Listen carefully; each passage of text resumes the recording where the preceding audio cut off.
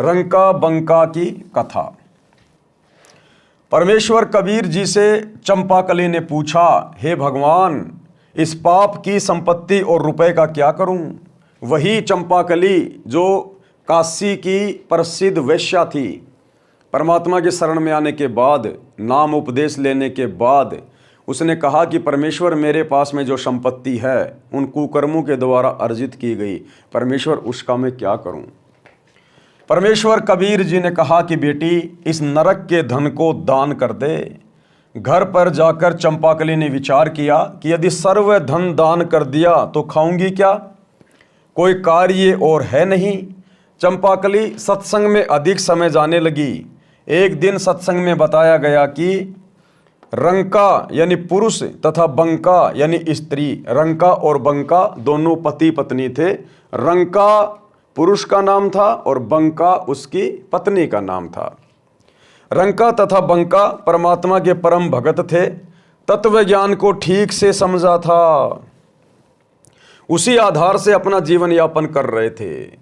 उस गणिका बहन के मन में गुरु के द्वारा आदेश दिए जाने के बाद भी थोड़ी सी शंका रह गई। यदि मैंने सारा का सारा धन जो मैंने वेश्यावृत्ति करके कमाया है, गलत तरीके से कमाया है, अगर मैंने दान कर दिया तो मैं और तो कोई काम धंधा करती नहीं, तो मेरा भरण पोषण कैसे होगा? ये भी आत्मा की एक कमजोरी होती है। सतगुरु अंतर्यामी होते हैं, परमात्मा होते हैं, उन्हें हमारे आगे पीछे सब पता होता है। अगर गुरु ने हमें आदेश दिया है तो क्या गुरु ने हमारे भरण पोषण की सोचे समझे बिना हमें आदेश दे दिया होगा? लेकिन उस समय भाई और बहनों, आत्माएं ज्ञान को इतना आधार नहीं बना पा रही थी, इसलिए उस गणिका बहन के मन में शंका आ गई, अगर मैंने सारा ही धन दान कर दिया तो फिर मैं खाऊंगी क्या? तो परमेश्वर ने सत्संग के माध्यम से उस बहन की शंका का समाधान करने के लिए रंका और बंका की कथा का जिक्र किया कि किस प्रकार से रंका और बंका कितने निर्धन थे, लेकिन अपने गुरुजी के प्रति कितने समर्पित थे, और किन हालातों में रहकर उन्होंने अपनी भक्ति को सफल किया। रंका तथा बंका परमात्मा के परम भगत थे, तत्व ज्ञान को ठीक से समझा था, उसी आधार से अपना जीवन यापन कर रहे थे। उनकी एक बेटी थी जिसका नाम था अवंका।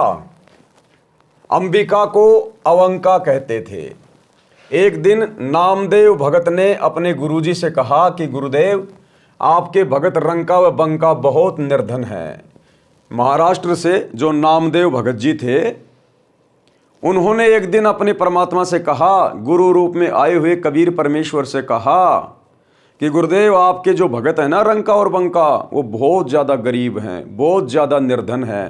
हे गुरुदेव, उनको थोड़ा बहुत धन दे दीजिएगा। भाई और बहनों, हमने साथ में शिक्षा भी लेते हुए चलना है। हमने अपने गुरुदेव भगवान को किसी भी प्रकार की सलाह नहीं देनी चाहिए, भूलकर भी, शौपन में भी, क्योंकि गुरु परमात्मा होता है, अंतर्यामी होता है, उनसे कुछ भी छुपा नहीं होता है। कब किस भगत को क्या देना है, कब किस भगत से क्या छीनना है, ये गुरुदेव भगवान के अलावा और कोई नहीं जानता।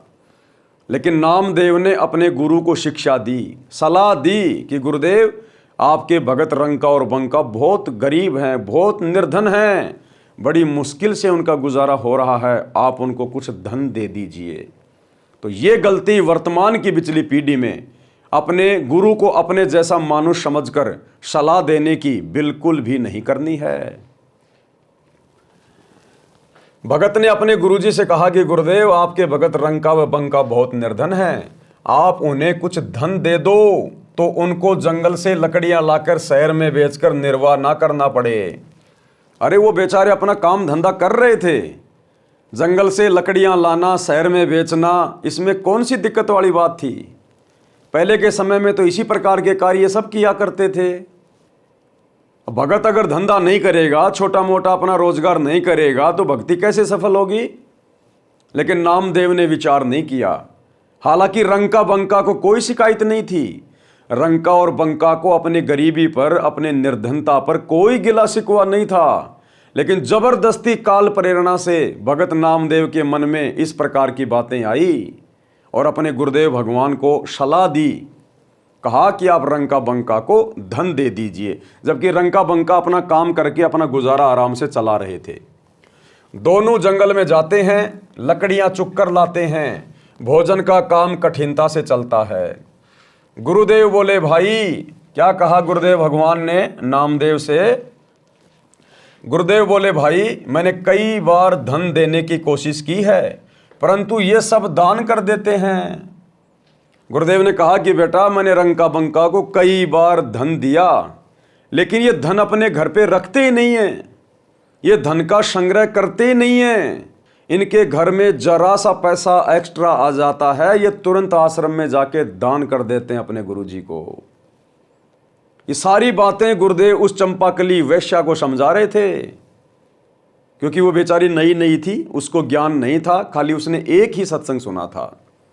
तो रंका बंका की कथा के माध्यम से गुरुदेव उस काशी की प्रसिद्ध वैश्या को, जो कि भगत बन चुकी थी, उसको समझा रहे थे।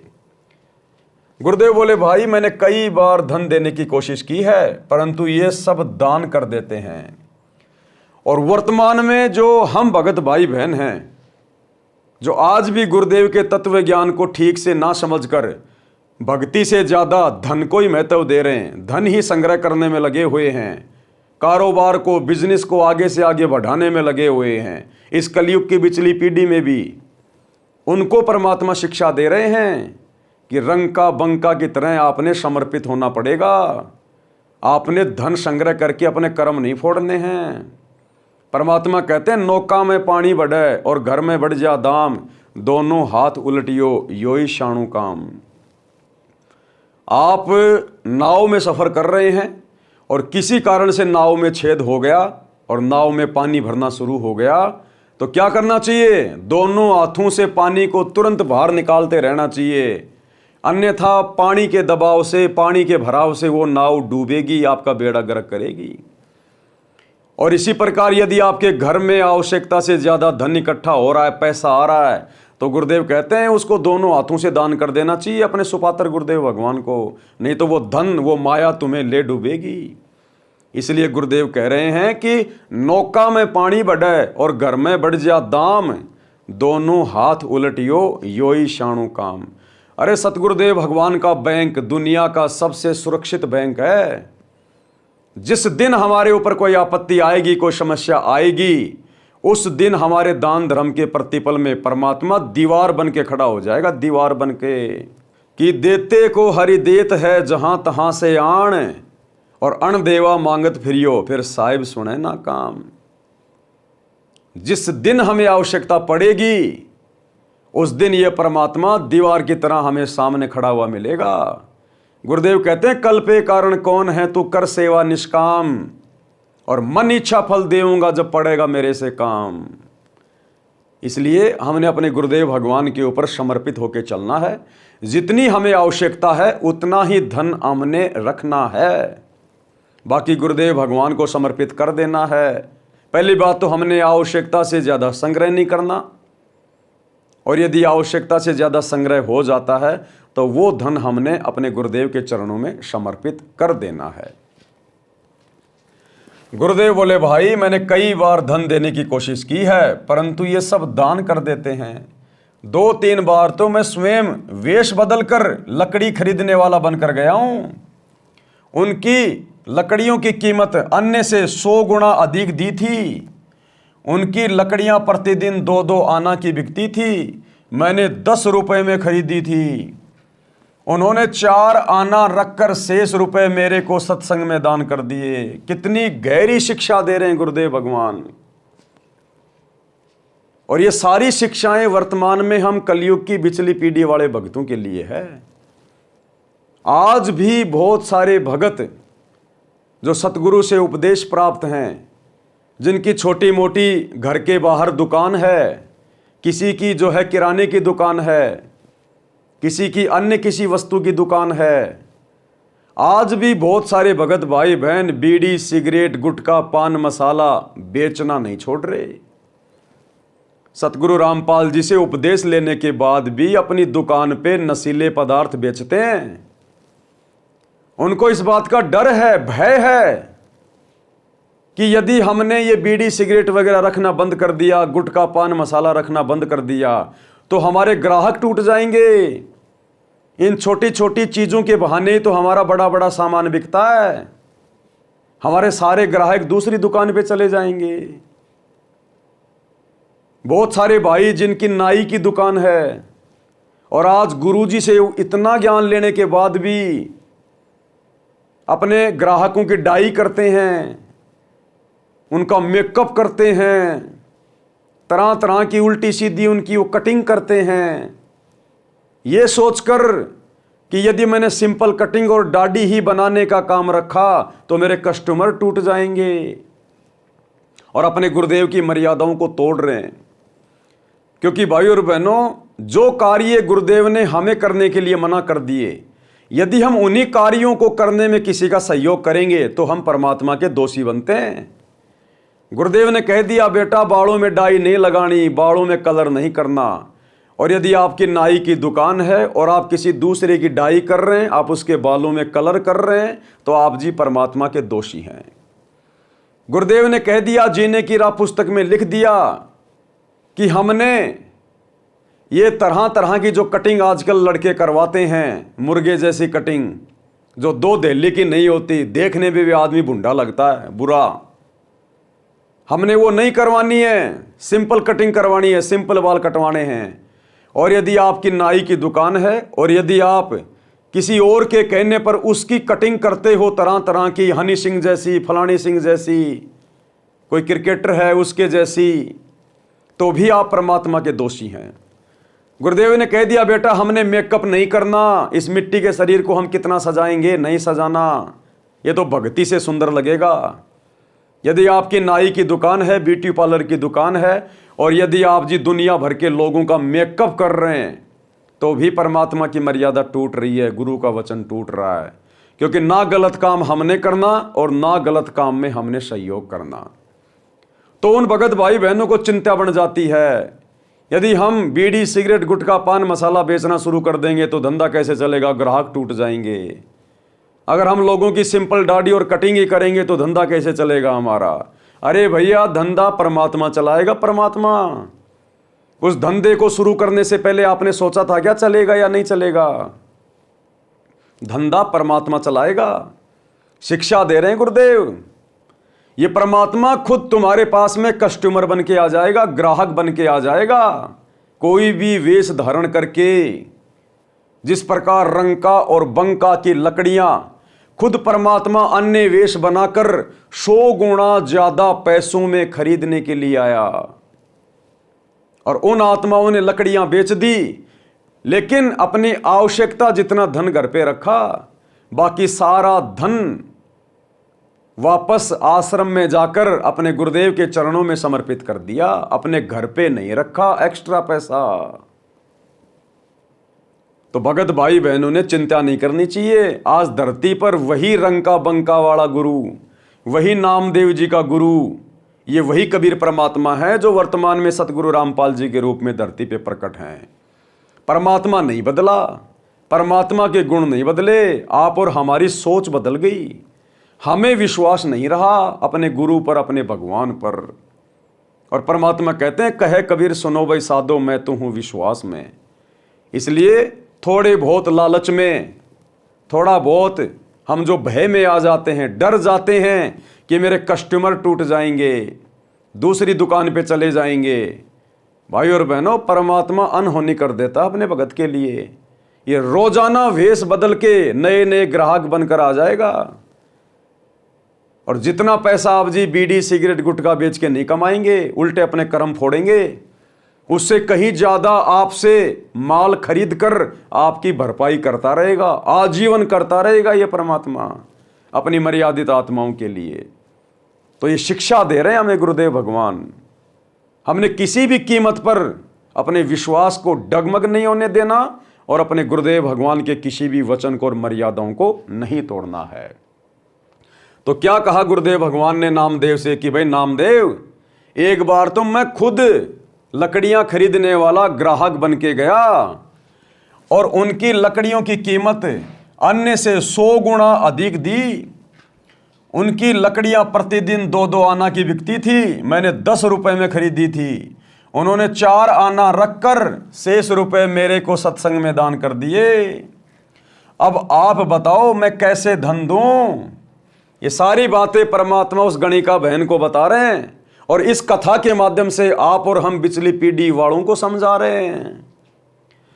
भगत नामदेव जी ने फिर आग्रह किया कि अब की बार धन देकर देखो। अब ये गलती भी हमने नहीं करनी। परमात्मा ने नामदेव को समझा दिया उदाहरण देकर कि भाई ये धन नहीं लेते, उसके बावजूद भी नामदेव जिद कर रहा है कि परमात्मा अब की बार दे के देखो। तो क्या परमात्मा कह रहे हैं वो गलत है? अरे अंतर्यामी भगवान जो कह रहा है कि ये धन नहीं लेते और नामदेव जी कह रहे हैं कि अब की बार दे के देखो, इसका मतलब नामदेव ने अपने गुरु को परमात्मा नहीं माना था, पूर्ण संत नहीं माना था, बार बार अपने गुरुदेव के सामने जिद कर रहा था। तो हमने तो भाई और बहनों कुछ करना ही नहीं है, हमने तो शौपन में भी गुरुदेव को कोई सलाह नहीं देनी है, जिदवाद करना तो बहुत दूर की बात है। भगत नामदेव जी ने फिर आग्रह किया कि अब की बार धन देकर देखो, अवश्य लेंगे। भगवान कह रहा नहीं लेते, नामदेव कह रहा अब की बार अवश्य लेंगे। ये होती है भगत की गलती। गुरु तथा नामदेव जी उस रास्ते पर गए जिस रास्ते से रंका बंका लकड़ी लेकर जंगल से आते थे। गुरु जी ने रास्ते में सोने यानी गोल्ड के बहुत सारे आभूषण डाल दिए जो लाखों रुपए की कीमत के थे। भाई और बहनों, ये 12वीं सदी की बातें हैं, 12वीं सदी की। उस समय लाखों रुपए की कितनी कीमत होती होगी? आज के अरबों रुपये। तो लाखों रुपए के गहने कबीर परमेश्वर सतगुरु रामपाल जी ने नामदेव को साथ में लेकर और जिस रास्ते से जंगल से लकड़ियां तोड़कर रंका और बंका आते थे, कच्चे रास्ते हुआ करते थे, उस रास्ते में डाल दिए। और नामदेव जी और कबीर परमात्मा सतगुरु रामपाल जी दोनों झाड़ियों की ओट में बैठ गए छिपके। परमात्मा नामदेव का भ्रम निवारण करना चाहते थे, क्योंकि नामदेव को अपनी भक्ति पे घमंड था, अहंकार था। और रंका बंका की वो परीक्षा थी कि मेरे सत्संग सुनकर देखता हूं मेरे भगत धन के लालच में पड़ते हैं या नहीं पड़ते। आज किसी भी भगत को कोई बटुआ मिल जाता है, कोई पर्स मिल जाता, तुरंत उठा लेते हैं। किसी को कोई मोबाइल पड़ा हुआ मिल जाता, तुरंत उठा लेते हैं। हालांकि बाद में उसका लौटा देते हैं, लेकिन हमने उठाना ही नहीं है। ये रंका बंका की कथा से हमें पता चलेगा, हमने वो छूना भी नहीं है, चाहे किसी का कुछ भी पड़ा हो। हमें शिक्षा दे रहे हैं गुरुदेव इस कथा के माध्यम से। गुरु जी ने रास्ते में सोने यानी गोल्ड के बहुत सारे आभूषण डाल दिए जो लाखों रुपए की कीमत के थे। नामदेव तथा गुरुदेव एक झाड़ के पीछे छिपकर खड़े हो गए। रंका आगे आगे चल रहा था, सिर पर लकड़ियां रखकर तथा उसके पीछे लकड़ियां लेकर बंका 200 फुट के अंतर में चल रही थी। भगत रंका जी ने देखा कि सोने के आभूषण बेशकीमती हैं और बंका नारी जाति है यानी स्त्री जाति है। कई आभूषणों को देखकर लालच आ जाए और अपना धर्म कर्म यानी भक्ति खराब कर ले, इसलिए पैरों से उन आभूषणों पर मिट्टी डालने लगा। भगतमती बंका भी पूरे गुरु की चेली थी। क्या कह रहे हैं गुरुदेव? भगतमती बंका भी पूरे गुरु की चेली थी। और पूरा गुरु तो एक ही है पूरी सृष्टि में, कबीर परमात्मा सतगुरु रामपाल जी। कहते हैं वो भी उसी गुरु की पूरी चेली थी। उसने देखा कि पतिदेव गहनों पर मिट्टी डाल रहा है, उद्देश्य भी जान गई। उसको यह भी पता चल गया कि मेरा पति इन गहनों के ऊपर मिट्टी क्यों डाल रहा है, मेरे कारण, कि कहीं मेरी पत्नी गहनों को देखकर अपनी भक्ति खराब ना कर ले, मन में कोई लालच ना आ जाए, गहने को छू ना ले, उठा ना ले। उद्देश्य भी जान गई। आवाज लगाकर बोली कि चलो भगत जी, क्यों मिट्टी पर मिट्टी डाल रहे हो? क्या कहा बंका ने? कि भगत जी चलो चलो चलो, क्यों मिट्टी पे मिट्टी डाल रहे हो, हमारे किस काम के ये। अरे हमें तो जो हमारे गुरुदेव भगवान दे रहे हैं, जो हमारे भाग्य का, हमारी किस्मत का, हम तो उसमें खुश हैं। हम ये दुनिया की गंदगी नहीं छेड़ेंगे, नहीं खाएंगे, नहीं उठाएंगे, हमारे लिए तो मिट्टी है ये। क्यों मिट्टी पे मिट्टी डाल के अपना समय खराब कर रहे हो, चलो आगे। बंका ने देखा भैया भगतनी एक नंबर की है, आवाज लगाकर बोली कि चलो भगत जी क्यों मिट्टी पर मिट्टी डाल रहे हो। बंका जी समझ गए कि इरादे की पक्की है, कच्ची नहीं है। दोनों उस लाखों के धन का उल्लंघन करके नगर को चले गए। गुरुजी ने कहा कि देख लिया भगत नामदेव जी, भगत हो तो ऐसे। तब नामदेव का अहंकार टूटा, तब नामदेव को समझ में आ गई कि तू काहे का भगत है।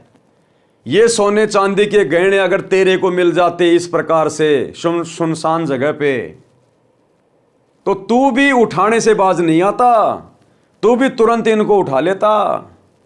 जबकि रंका और बंका तो कितने गरीब हैं, बड़ी मुश्किल से गुजारा चलता है, और लाखों रुपए के गहने, पूरी जिंदगी इनको तो कमाने की जरूरत नहीं थी, कमाने की भी।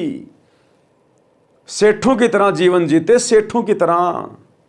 और इन्होंने ठोकर मार दी इन गहनों को, देखा भी नहीं इनकी तरफ। तो नामदेव को उस दिन पता चला कि मैं काहे का भगत हूं, मैं क्या भक्ति कर रहा हूं। भगत तो ये हैं, मैं तो इनके चरणों के बराबर भी नहीं हूं। तो भाई और बहनों, इस कथा के माध्यम से गुरुदेव भगवान हम वर्तमान पिछली पीढ़ी वालों को शिक्षा दे रहे हैं कि एक तो नामदेव की तरह अपने गुरुजी को सलाह देके ये गलती अपने जीवन में कभी मत करना, गुरु को मानुष मानने की गलती मत करना। किस आत्मा से, किस भगत से गुरु ने किस प्रकार भक्ति करवानी है, गरीबी में या अमीरी में, यह सतगुरु को पता है। इसलिए भगत ने अपने गुरुजी को सलाह नहीं देनी चाहिए। दूसरा, जिस प्रकार रंका और बंका ने उस लाखों रुपए के सोने को ठोकर मार दी और उसके ऊपर थूक कर आगे को चल दिए कि हम तो अपनी नेक नीति और ईमानदारी का खाएंगे, हम दुनिया की गंदगी के ऊपर निर्भर नहीं रहेंगे। उन्होंने उठाया भी नहीं। तो गुरुदेव हमें शिक्षा दे रहे हैं कि हमने अपनी नेक नीति और ईमानदारी का मेहनत रोजगार करके खाना है। और यदि कभी कभार हमारे सामने भी ऐसी नौबत आ जाए, हमें कोई लालच देने का प्रयास करे, हम रास्ते रास्ते जा रहे हैं, अगर नोटों से भरा हुआ बैग पड़ा है, सोने चांदी के आभूषण पड़े हैं, किसी का मोबाइल पड़ा है, अन्य कोई कीमती वस्तु पड़ी है, हम भगतों ने छूना भी नहीं है, छूना भी। वह खड़ा होके 2 मिनट विचार भी नहीं करना है, 2 मिनट विचार भी काल झटका मार देगा। अगर आपने ये सोचकर भी वो पैसे उठा लिए, मोबाइल उठा लिए कि यार पता नहीं किसका है, चलो मैं ले लेता हूँ, फ़ोन आएगा तो उसका फ़ोन लौटा दूंगा, देखूंगा इसके पर्स में कोई नंबर होंगे, कोई कार्ड होगा तो मैं फ़ोन करके उसका पर्स लौटा दूंगा। ये जिम्मेदारी, ये ठेकेदारी हमारी नहीं है। आपने वो पर्स उठा लिया, उसमें उसका कार्ड है, आपने फ़ोन कर दिया कि भाई साहब ऐसे ऐसे आपका पर्स खो गया क्या? हाँ भाई साहब मेरा पर्स खो गया। आप कहाँ हो, आपको मिल गया क्या? हाँ भाई मैं यहाँ खड़ा हूँ, ले जा अपना पर्स। वो तो तुरंत आएगा दौड़ के, आके अपना पर्स चेक करेगा और बोलेगा भाई साहब इसके अंदर 20,000 रुपये और थे, वो कहाँ गए? इसके अंदर 20,000 रुपये थे, वो कहाँ गए भाई साहब? आप कहोगे भाई साहब मुझे क्या पता, मैंने चोरी चारी नहीं की है, मुझे तो पड़ा हुआ मिला, मैंने आपको फ़ोन कर दिया। अब वो व्यक्ति आपके ऊपर कैसे विश्वास करेगा कि आपने उसके पैसे नहीं निकाले होंगे? क्योंकि पर्स के लिए तो आपने फ़ोन किया ना। अगर वो बाय द वे आपके ऊपर चढ़ गया, आप क्या करोगे फिर? कौन सुनेगा आपकी? आप ही को चोर समझा जाएगा। इसलिए हमने दुनिया की गंदगी की तरफ देखना भी नहीं है। इंद्र दा राज कागदा बिष्टा और ना भोगा इंद्राणी नू। तो ये हमारी परीक्षा भी हो सकती है सतगुरुदेव के द्वारा। कैसे भी हालात पैदा किए जा सकते हैं हमारे सामने, हमारी परीक्षा के लिए। ये कथाएं हमें इसीलिए समझाई जाती है कि हमारे सामने भी ये परिस्थितियां पैदा होंगी, सतगुरु हमारी भी परीक्षा लेगा, जैसे अपने उन बच्चों की परीक्षा ली। घटना कुछ भी हो सकती है, कारण गुरु कुछ भी बना सकता है। हमने तैयार रहना चाहिए, 21 ब्रह्मांड को अपनी ठोकर पे रख के चलना चाहिए, अपनी ठोकर पे, कि अगर मुझे 21 ब्रह्मांड का भी कोई राज दे दे तो भी मैं ठोकर मारूंगा इसको। मैंने तो सतलोक जाना, सतलोक। तो ये शिक्षा है, शिक्षा। दोनों उस लाखों के धन का उल्लंघन करके नगर को चले गए। गुरु जी ने कहा कि देख लिया भगत नामदेव जी, भगत हो तो ऐसे।